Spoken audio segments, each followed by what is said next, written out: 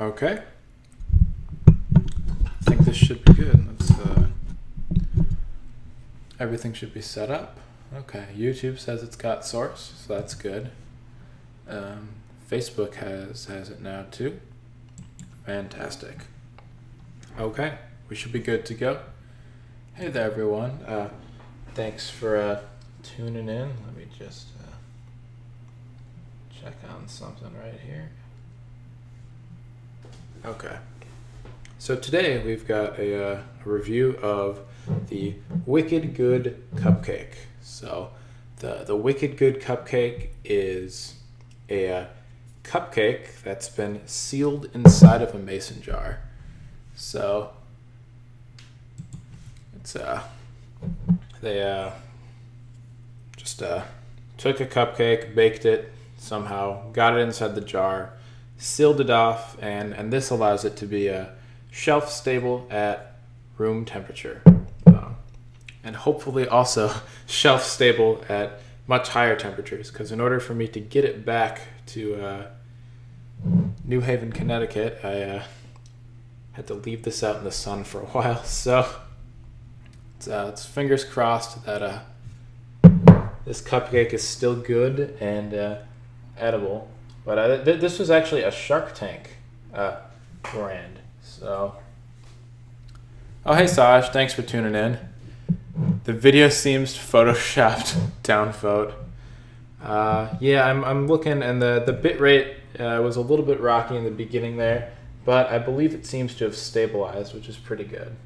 So my initial thoughts are that based on the branding and advertising material that I've seen so far, this seems to be a lot smaller than I was expecting. Apparently this fits 2 cupcakes, but I think that there's also some upsides to this. Like if you guys have seen those sorts of life hack videos where they tell you to like take the cupcake and sort of just twist the top off and make sort of a cupcake sandwich. It's kind of hard to see through the labels, but that's kind of how this looks like anyway. So my guess is that you might actually get a superior and more balanced bite, kind of like the advanced pie eating techniques, by actually packing the cupcake in the mason jar this way. But you got to eat it with a trusty fork. But you know, you never know. It might actually be better. So when I looked at the branding on top, there's supposed to be a little bit of frosting on the top. So since these did have to sit out in the sun, if it looks bad, I won't eat it and will disappoint myself and I'm sure all of you guys. But let's see how this goes. All right, that came off actually pretty easy. So this is the chocolate lab. They have a bunch of different flavors. See, as you can see, there's some nice sprinkles on top. Looks like some good old chocolate frosting. Gonna give it a little sniff. Yeah, it smells nice. It smells rich and chocolatey. Not just sugar. I really do smell some nice cocoa there. Then let's try to give a good scoop for the camera. There we go. Okay. So it does look pretty moist. And yeah, let's take a taste of this. It does contain dairy, so I had to take a Lactaid before this. If other people like me are lactose intolerant, get ready. Okay.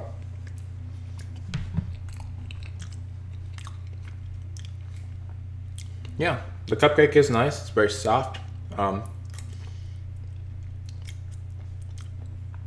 It's not overly sweet. The frosting is reasonably rich. And you did get a pretty balanced bite. Sprinkles on top added some nice texture. You do taste like a good rich cocoa flavor. This is a pretty solid cupcake. You know, I've had some pretty bad cupcakes before where everything was dry, but you know, it really is nice and soft. The frosting is a little weird, but I think it's made up for quite nicely with the good texture of the actual cake itself. Yeah.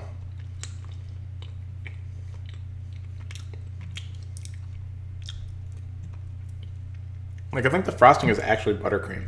I'm not sure though. Let me see if we can check the ingredients.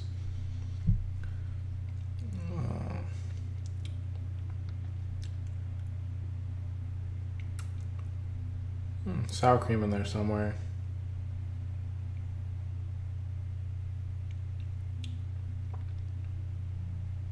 Yeah, I don't know.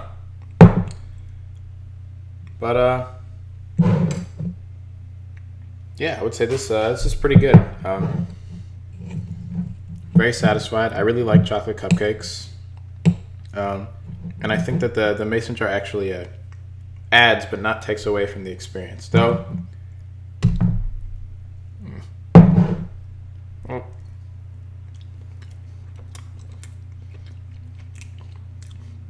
I think their cake is much better than their actual frosting, and I guess my only one sort of complaint is that there's not really enough frosting. So this is supposed to be, I think, as I said, 2 cupcakes.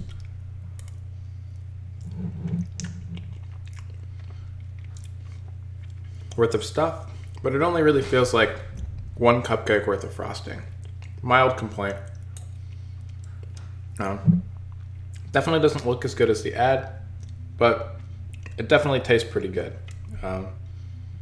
You know, doesn't feel super gimmicky in the sense that I do actually think this is a pretty solid cupcake inside the mason jar, and given the fact that it's shelf stable, you know, you can keep these guys around for a lot longer than you'd be able to keep a regular cupcake. But you know, it really does taste pretty fresh. You know, I'm actually very impressed by, you know, how the fact, you know, it's been sitting, you know, with me at least for a couple of days, but kind of tastes like if I were to go to a bakery and just buy it that day.